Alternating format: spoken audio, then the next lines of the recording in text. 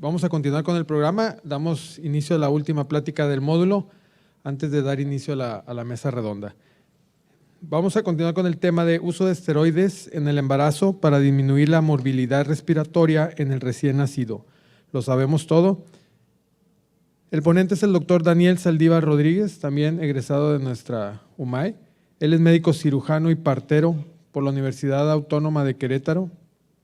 Tiene la especialidad de ginecología y obstetricia en la Unidad Médica de Alta Especialidad número 23, avalado por la Universidad de San Luis Potosí, egresado de la generación número 40.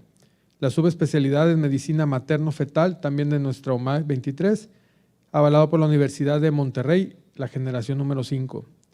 Durante su subespecialidad hizo una estancia formativa en el Children's Hospital de Los Ángeles, California. Está certificado por el Consejo Mexicano de Ginecología y Obstetricia y tiene un posgrado de investigación en la Universidad de Harvard. Doctor Daniel, te pido nos compartas tu presentación.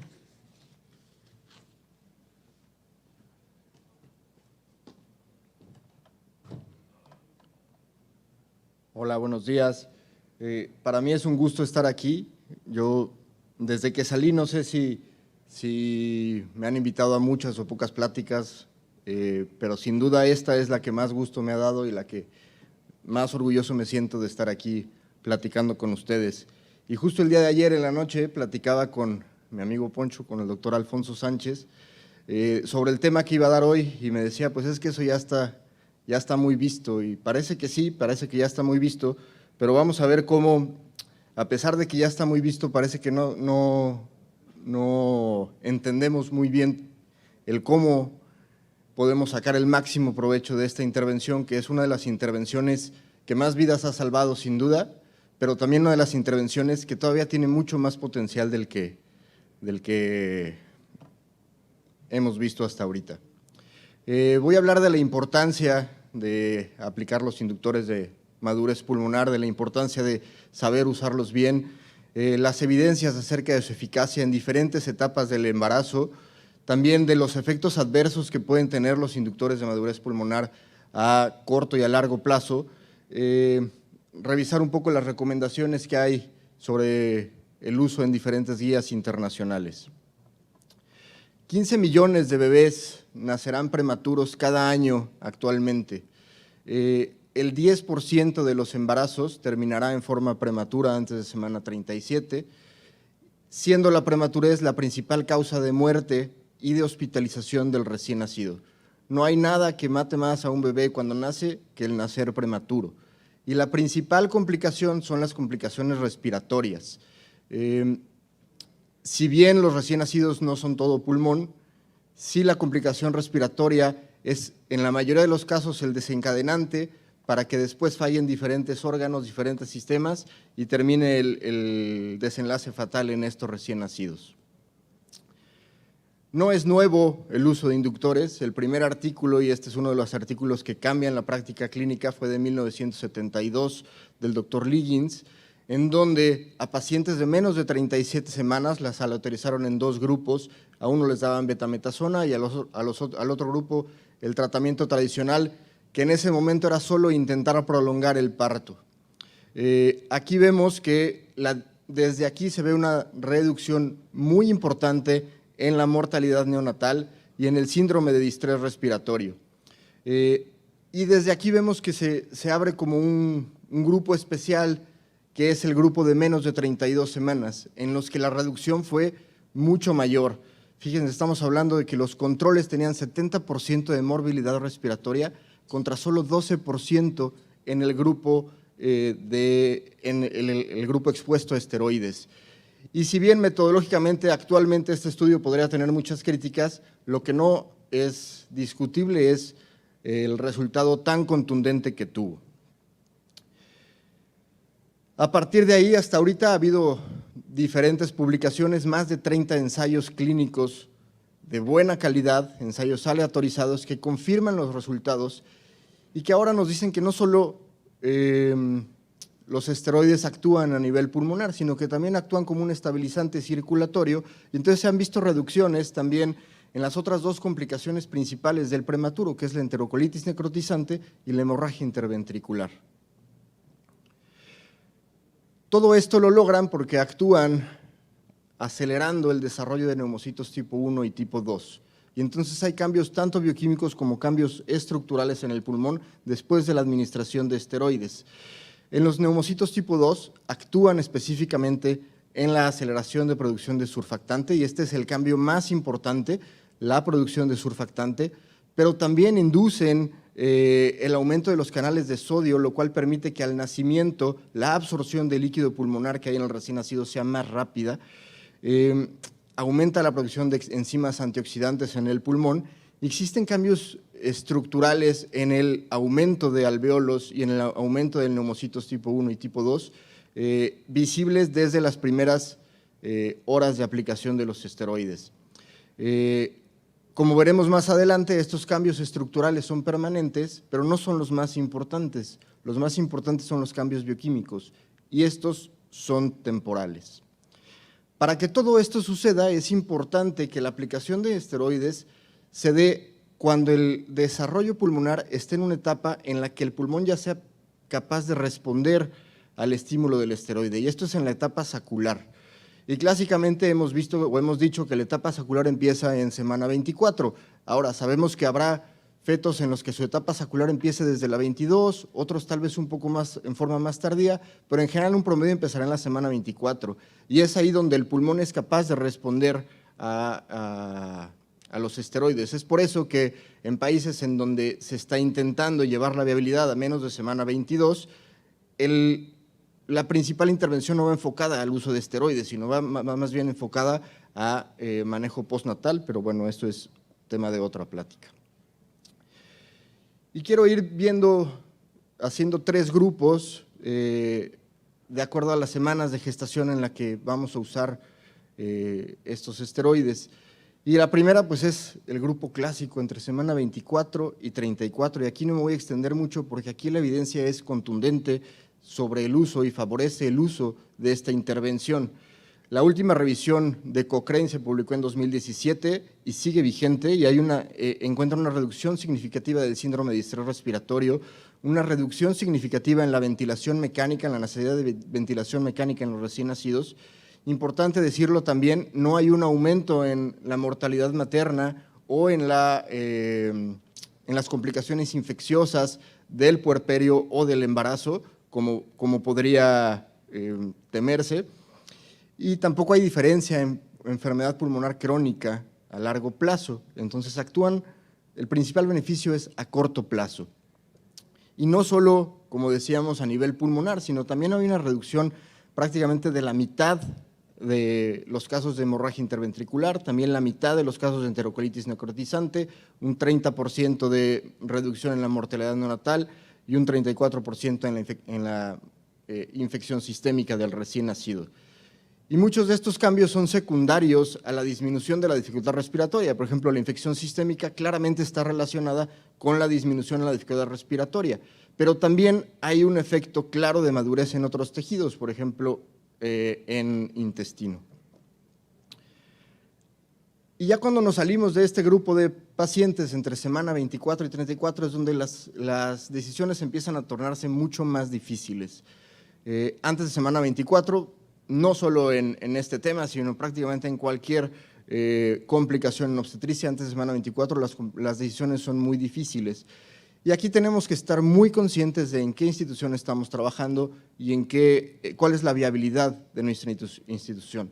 Porque tal vez los que están trabajando aquí en la UMAE 23 tendrán mucho mejor viabilidad que aquel que está trabajando en los centros rurales, pero también la viabilidad puede ser mejor en hospitales de Estados Unidos, de Japón. Entonces tenemos que saber en dónde estamos trabajando, saber cuál es nuestra viabilidad.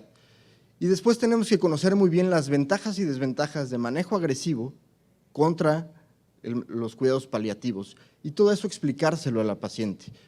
Fíjense, en este estudio se platica esto con las pacientes. A las pacientes que deciden manejo agresivo se aleatoriza en 2 grupos, unos expuestos a esteroides y otros no expuestos a esteroides, y sin duda se encuentra una mejoría en la sobrevida en los pacientes expuestos a esteroides, pero los números siguen siendo muy malos. Sobrevida sin morbilidad severa, 4% en el grupo de expuesto a esteroides contra 1.5% en el grupo no expuesto. Entonces, los resultados, aún con el manejo, no son buenos y esto lo tiene que saber la paciente. Y también es importante, y es un punto que a mí me gusta siempre dejar claro, es que todos tenemos que estar de acuerdo. No es correcto que el ginecólogo o el obstetra decida un manejo agresivo en una paciente que no quiere que se haga. Y tampoco es correcto que el obstetra lo decida y después el pediatra decida que no va a ser un manejo agresivo al nacimiento. Entonces, todos tenemos que estar en el mismo canal.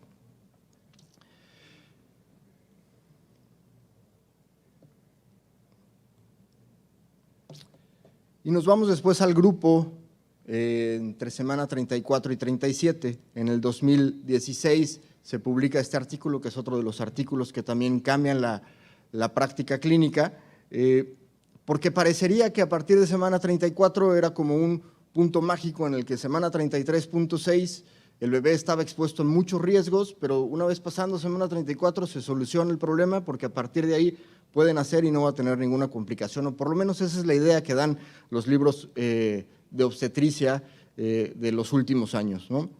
Y si bien sabemos que sí, a partir de semana 32, 33, el riesgo de morbilidad respiratoria empieza a disminuir mucho, pues un bebé de 36 semanas sigue teniendo un 6% de probabilidades de tener morbilidad respiratoria. Un bebé de 40 semanas todavía tiene un 1% de riesgo de tener morbilidad respiratoria. El riesgo nunca va a ser cero. Y de todos estos 15 millones de recién nacidos de los que hablábamos al principio, que nacerán prematuros cada año, el 75% casi, entre el 50 y 75% van a ser prematuros tardíos. Y entonces aquí toma mucho peso el que haya ese porcentaje de entre un 10 a un 16%, porque quiere decir que el grueso de pacientes que se verán en terapias intensivas será de este grupo. Y entonces en este estudio se aleatorizaron más o menos 2.800 pacientes, el 50% a un grupo de esteroides y el 50% al tratamiento habitual, que era la no aplicación de esteroides, y se vio que hay una disminución en la necesidad de apoyo ventilatorio y también una disminución en la tasa de complicaciones respiratorias severas, con un número necesario a tratar de 35, es decir, que yo tengo que darle a 35 pacientes esteroides en esta etapa del embarazo para disminuir un caso de morbilidad respiratoria. Y realmente es que 35 es un número bajo. El número, por ejemplo, de aspirina para prevenir preeclampsia está entre 40 y 60, y entonces este es un número bajo. Si bien una de las cosas por las que ha sido criticado el que este artículo haga que cambiemos la práctica clínica es que la principal reducción se vio en taquipnea transitoria, y la taquipnea transitoria es una complicación que, si bien no es despreciable, generalmente tiene muy buen pronóstico. Entonces estábamos o se está buscando hacer una intervención en un grupo para disminuir una complicación que generalmente los pediatras tienen muy bien controlada. Como conclusión, en este artículo se encuentra que la betametasona en este grupo de pacientes de pretérminos tardíos disminuye significativamente la morbilidad respiratoria a 72 horas después del nacimiento. Y si nos vamos más adelante en embarazos a términos, en donde pues pareciera que tampoco tiene ningún caso ya aplicar esteroides, pues también hay estudios sobre embarazos a término. Y fíjense que todos los estudios que hay serios de embarazos a término favorecen el tratamiento, es decir, favorecen la aplicación de esteroides, evalúan el distrés respiratorio y se ha visto que se disminuye el distrés respiratorio.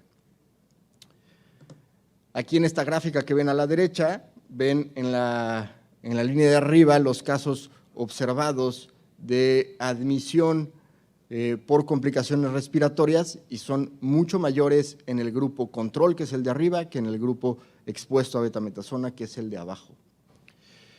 En 2018 se publicó un metaanálisis de Cochrane en el que la morbilidad respiratoria, la taquipnea, el síndrome de distrés respiratorio y el ingreso a UCIN, todos se reducen en forma significativa. En este no se estudió hipoglucemia, que fue una de las complicaciones encontradas en el estudio publicado en el New England. Y entonces parece que en cualquier edad gestacional, o por lo menos a partir de semana 24, no hay duda de que a cualquier edad gestacional funcionan los inductores. Y entonces, ¿qué está pasando? ¿Cuál es el problema? El problema principal es que hay una ventana estrecha en la cual los inductores funcionan. Y esta información no es nueva. Desde 1972, en el artículo original, se sabía que había esa ventana, es decir, los que nacían antes de las primeras 24 horas después de la aplicación no tenían los mismos resultados que si nacía entre 2 y 7 días, y esos a su vez no tenían los mismos resultados que si nacía después de 7 días. Los mejores resultados se ven justo entre 2 y 7 días. Y bioquímicamente tiene esto una explicación. En este estudio donde estoy mostrando estas gráficas, lo que hicieron fueron tomar células de un adenocarcinoma pulmonar, las pusieron a cultivar. Una vez que empezaron a crecer las células, se les puso dexametasona en los cultivos y se evalúa la cantidad de surfactante que están produciendo estas células. Y fíjense cómo a 2 días la producción de surfactante es donde alcanza su pico. Pero a partir del 6º y del 7º día, ya la P ya no es significativa. Quiere decir que esta diferencia ya no es, o probablemente ya no es debida solo al uso de esteroides.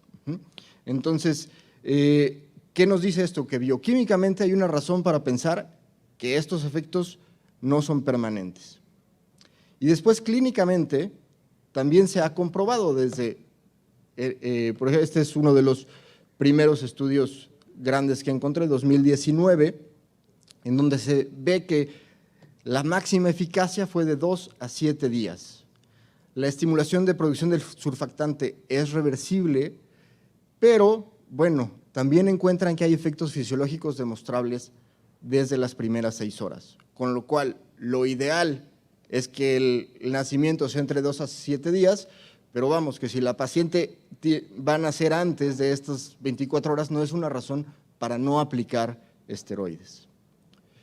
Este es un estudio, un análisis secundario de las 2 cortes más grandes que hay en las que se evalúa la ventana ideal, en el que se hacen 4 grupos de pacientes, se analizan 4 grupos de pacientes, los que nacieron antes de 24 horas, los que nacen en la ventana ideal, los que nacen después de 7 días y después de 14 días. Y entonces el grupo de la ventana ideal es como el grupo base, es este RR1 que ven ahí, o sea, es como el grupo control. Antes de 2 días, si nace el bebé antes de 2 días, estos bebés tienen el doble de probabilidades de tener dificultad o morbilidad respiratoria. Entre 7 y 14 días, 60% más, y más de 14 días, más del doble. Entonces, está muy claro y está demostrado bioquímicamente y clínicamente que hay una ventana ideal en la que deben de nacer estos bebés una vez que aplicamos esteroides. ¿Y lo estamos haciendo bien? Pues no lo estamos haciendo bien, y no solo nosotros, sino en ninguna parte del mundo lo hacemos bien. Solo el 25% de los bebés en los que se aplica esteroides nace en esta ventana ideal. Y fíjense, después, en un segundo curso de esteroides, otra vez, solo el 25% de los que recibieron 2 cursos de esteroides nacen en la ventana ideal. Las indicaciones para el nacimiento pueden ser varias: indicación materna, ruptura de membranas, dilatación cervical. Lo que sí sabemos es que hay un intervalo de aproximadamente 55 días entre que la paciente recibe su primer dosis de esteroides a que nace. O sea, 55 días es como si no le hubiéramos dado nada. Y es que esto no está tan fácil, o sea, esto todo mundo lo criticamos, o por lo menos los que estamos metidos de lleno en embarazo, criticamos esto, que no nazcan en la ventana ideal, pero es que no es fácil. Si nosotros quisiéramos encontrar qué herramienta tengo que usar para saber qué bebé van a nacer de aquí a 5 días o de aquí a 3 días, no la hay. Fíjense, este es un estudio en el que evalúan las pacientes en instituciones en donde hay un tamizaje universal de longitud cervical en segundo trimestre, como está recomendado actualmente para disminuir la prematurez con progesterona. Bueno, pues sabemos que las pacientes que tienen cervix corto en segundo trimestre tienen más riesgo de que los bebés no nazcan en la semana ideal después de la aplicación de inductores. ¿Qué quiere decir? Que estamos viendo cervix corto en segundo trimestre y esto alarma a todos, se ponen inductores cuando no debe ser. Y ojo, no estoy diciendo que no se haga la longitud cervical, estoy diciendo que esta no es una herramienta, por lo menos actualmente, para decidir a qué pacientes o en qué momento voy a administrar esteroides. Y como no se logra que estos pacientes o que estos bebés nazcan en esas semanas ideales, pues entonces se intenta con el curso de esteroides múltiples. Y aquí, bueno, hay información de todo tipo, hay información que favorece el uso de esquemas múltiples, información que está en contra. Yo desde que empecé la residencia hasta ahorita, pues he pasado por diferentes etapas de sí, decir que sí los apoyo, otras veces que no, y ahorita a lo mejor sí, porque tiene muchas ventajas, pero también muchas desventajas. Hay diferentes formas de abordar los esquemas múltiples. Hay quienes dan dosis semanales en bebés que están en riesgo de nacer para que aseguremos que nazcan en esa ventana ideal. Hay quien decide repetir esquemas completos o a lo mejor solo un refuerzo de una sola dosis. Lo que sí sabemos es que el mayor beneficio de los esquemas múltiples es cuando el primer esquema fue antes de semana 28 y que el nacimiento no va a ser de 7 a 14 o no fue de 7 a 14 días. Hay diferentes artículos en los que se ha evaluado la utilidad y sobre todo la seguridad de usar esquemas múltiples y fíjense que muchos de ellos han encontrado una relación inversa entre el número o la dosis de esteroides para madurez pulmonar y el peso al nacimiento. En este metaanálisis de 2019, lo que logran es demostrar que sí hay una reducción discreta pero significativa de la morbilidad respiratoria, pero a expensas de una reducción también discreta pero significativa del peso al nacimiento. No voy aquí a resolver la controversia si se deben o no usar los esquemas múltiples, pero para otorgar el máximo beneficio, sí sabemos que debe de limitarse a 3 cursos, o sea, 3 dosis, y siempre en bebés de menos de 34 semanas.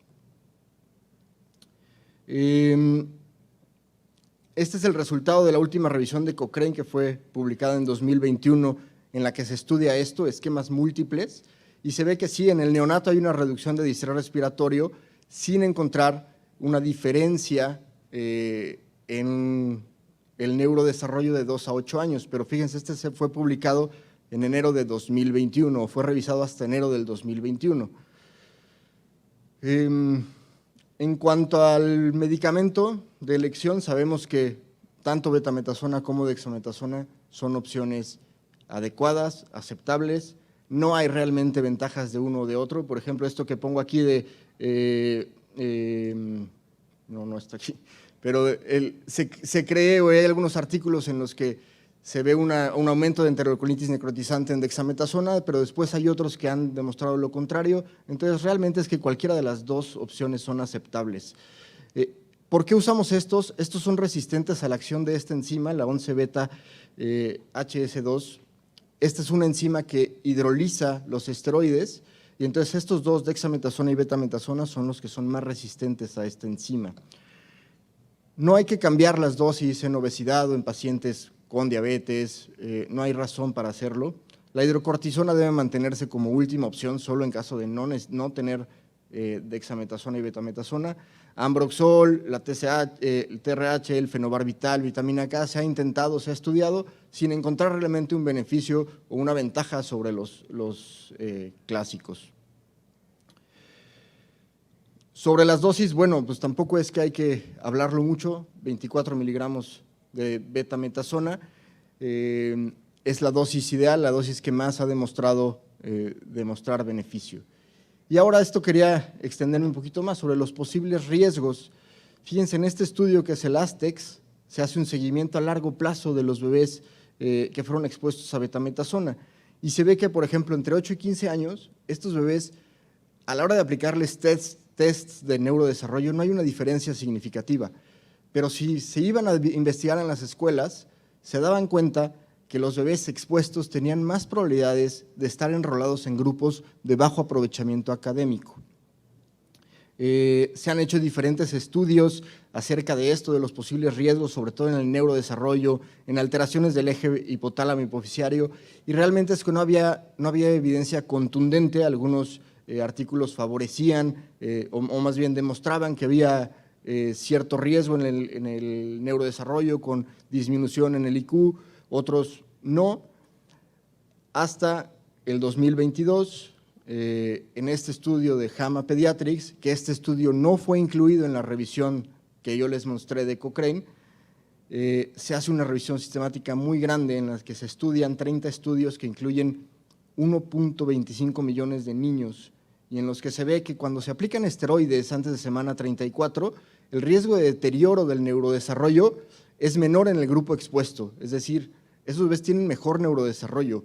Y eso tiene lógica porque estuvieron menos tiempo en la terapia, estuvieron menos tiempo intubados, salieron más rápido del hospital, y entonces tienen menos riesgo de alteraciones en el desarrollo.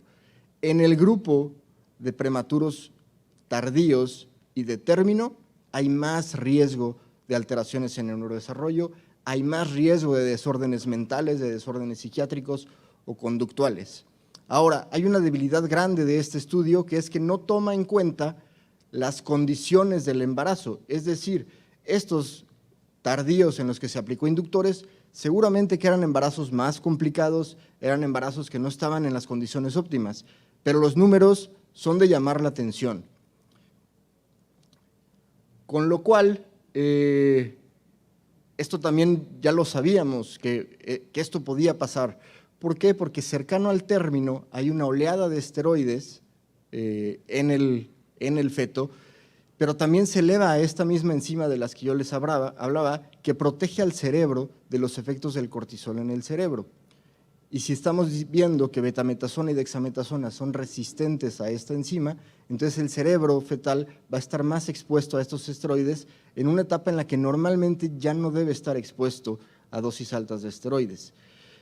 Porque después de semana 34 el cerebro crece el 35% de lo que crece durante todo el embarazo, el volumen cortical aumenta el 50% y el cerebelo se desarrolla en un 25% después de semana 34, con lo cual el aplicar esteroides en esas semanas pues tiene un riesgo teórico muy alto. Las recomendaciones, ya para terminar, bueno, prácticamente las guías son muy unánimes en esto. Entre semana 24 y 33.6 semanas, todas las pacientes en riesgo de nacimiento a corto plazo deben recibir esteroides. Entre semana 34 y 36, un curso único solamente en aquellos que no recibieron antes. Y esquemas repetidos semanales no están recomendados de acuerdo a la guía de la COG. Solo un curso de rescate en aquellos menores de 34 semanas que recibieron su última dosis antes de 7 a 14 días. La Sociedad de Medicina Materno-Fetal de Estados Unidos, algo muy parecido, y aquí hacen mucho énfasis en cuándo aplicar esteroides en pacientes con APP. Y fíjense, esperar hasta 3 centímetros de dilatación o 75% de borramiento. Es decir, si yo baso mi aplicación de esteroides solo en la presencia de contracciones, aún de contracciones demostrables, es más probable que nazca ese bebé fuera de la ventana ideal. En pacientes de 34 a 36 semanas apoyan el uso de esteroides, pero ojo, no necesitamos dar tocolisis para esperar esa ventana ideal, es decir, se dan esteroides, pero si se viene el parto, se deja el parto.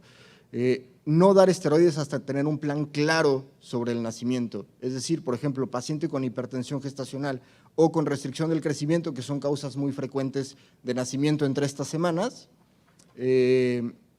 no hay que dar inductores hasta que esté programada la paciente prácticamente. En grupos que no están estudiados, por ejemplo, madres con diabetes gestacional, no hay que dar inductores en semana 34 a 36 hasta que tengamos más información sobre el efecto específicamente en estos grupos. Las guías de Inglaterra son las más permisivas y esto lo han sido desde hace mucho, de hecho desde antes de que saliera la publicación del New England, siempre había recomendación que todas las cesáreas antes de semana 39 se dieran inductores y entre semana 34 y 36 todas las pacientes en riesgo de nacimiento son los más permisivos. Como conclusión, está claro que los esteroides disminuyen la morbilidad y la mortalidad del recién nacido. Es una de las intervenciones que más vidas ha salvado, como decía al principio. Pero hay una ventana estrecha para aprovechar el máximo beneficio. Entonces tenemos que ser más estrictos con la selección de pacientes y tenemos que saber que aunque a veces está bien indicado dar inductores en cierta paciente, en lo que estamos fallando es en el cuándo los estamos indicando.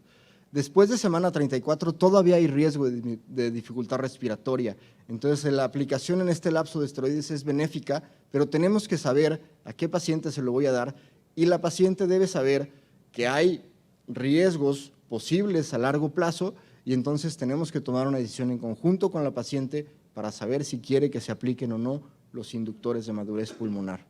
No hay diferencia entre betametasona y dexametasona y realmente es que ahorita no hay ninguna razón para utilizar ningún otro agente y las dosis repetidas semanales solo en casos muy específicos. Muchas gracias.